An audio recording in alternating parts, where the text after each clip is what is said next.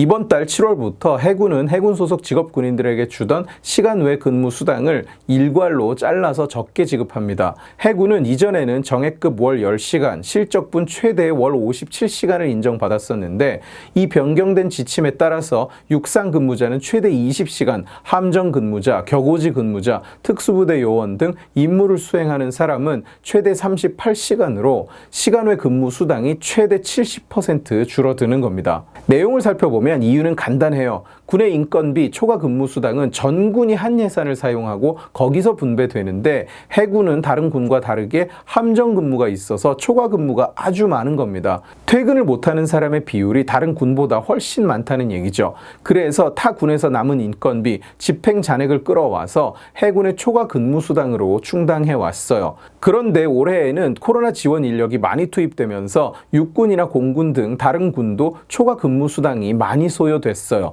그러다 보니까 집행 잔액이 모자라고 해군으로 돌릴 예산이 없는 겁니다. 현재 지출 추이를 보면 하반기까지 해군에서만 230억 원이 모자라는 상황이라고 해요. 그래서 국방부가 택한 솔루션이 뭐냐? 시간 외 근무 수당을 줄여버리는 겁니다. 지급액을 줄이면 어쨌든 돈이 적게 나가니까요. 제보를 많이 받았습니다. 이 상황에 대해서. 그런데 코로나라는 상황은 어쩔 수 없죠. 이것 자체를 비난할 수는 없습니다. 대민 지원 인력이 필요한 상황에서 인력을 투입하지 않을 수도 없고 사람들이 높은 밀도로 모여있는 군대라는 조직 특성상 관리에도 많은 노력이 소요될 것은 당연하죠. 다른 때보다 인력 수요가 많은 특수 상황이니까 육군도 공군도 해병대도 사람이 많이 필요한 게 불가피한 현실일 겁니다. 문제 포인트가 여기 있어요. 저는 우선 이런 식의 시스템이 운영되고 있다는 것에 굉장히 놀랐고 이런 식의 솔루션이 선택됐다는 것에 또 한 번 놀랐어요. 군대라는 조직이 국가의 비상 상황이 벌어지면 어떤 형태로든 투입될 수밖에 없는 입장에 있는데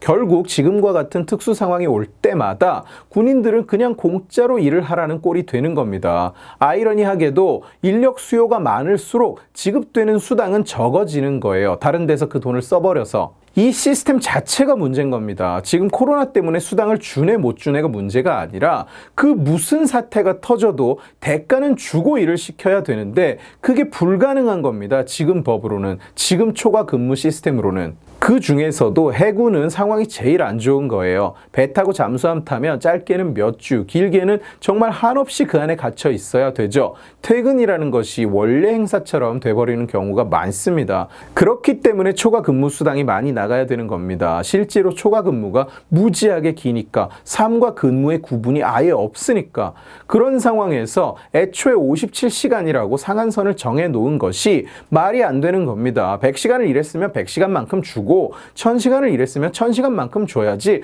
누구 맘대로 하루 4시간 월 57시간으로 잘라버리고 이게 넘어가면 무료 봉사를 하라고 요구합니까? 군인들은 그래도 돼요? 군인들은 원래 그냥 희생하는 겁니까?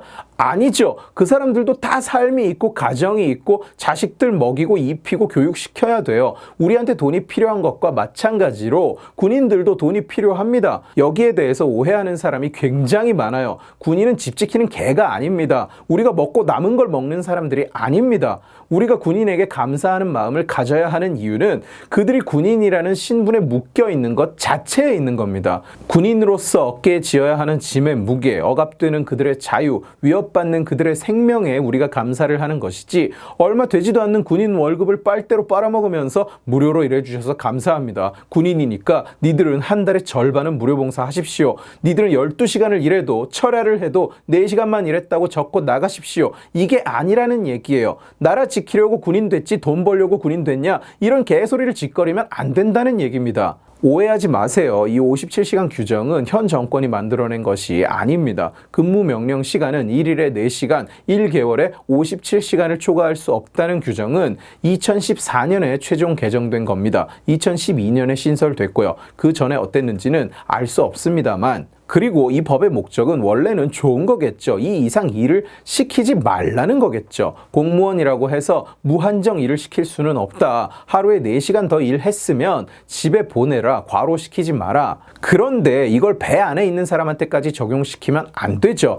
퇴근을 못 하는데 왜 57시간으로 자르냐고 그걸. 57시간이라는 것이 15일이 지나면 그 뒤로는 공짜로 일하라는 건데 이 이상 일을 시키지 말라는 조항을 일은 계속 시키되 수당은 주지 말라는 조항으로 악용하는 꼴 아닙니까? 이대로라면 나라가 전형적인 악덕업주 아닙니까? 직원 약점을 잡아서 급여를 떼먹는? 그걸 이제는 28시간으로 줄이겠다는 겁니다. 한번 나가면 3, 4주씩 배에 갇혀있는 사람들한테 이제 나라에 돈이 없으니까 수당은 7일치만 받자. 나머지 기간에는 그냥 무료 봉사해. 제가 보기엔 57시간도 말이 안 돼요. 돈을 주기 싫으면 매일 헬리콥터로 배까지 출퇴근을 시켜주던가 57시간 다 쓴 사람부터 하나씩 배에서 내리게 해주던가. 그런데 그걸 이제는 28시간으로 줄여버린다고 하니까 군인들도 참다 도저히 안 돼서 청와대 청원을 올리고 저한테 메일을 보내고 있는 거라고요. 아무도 군인의 목소리를 들어주지 않으니까, 호소할 곳이 없으니까. 이따위 짓을 하는 나라에서 무슨 모병제 타령입니까? 우리가 그런 말을 할 자격이 있습니까?